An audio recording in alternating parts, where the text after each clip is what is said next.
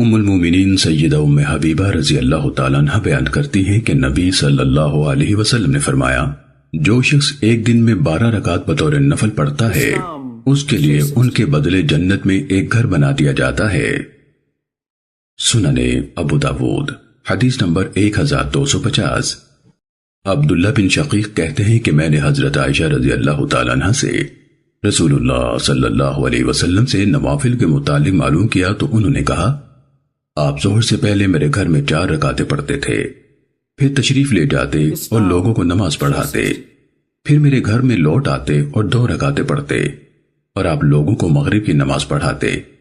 پھر میرے گھر میں لوٹ آتے اور 2 رکعتیں پڑھتے،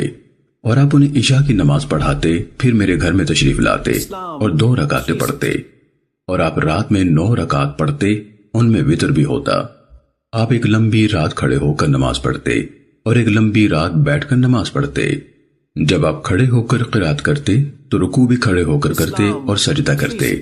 اور جب آپ بیٹھ کر قرات کرتے تو رکوع بھی بیٹھ کر ہی کرتے اور سجدہ کرتے، اور جب فجر طلوع ہو جاتی تو 2 رکعتیں پڑھتے،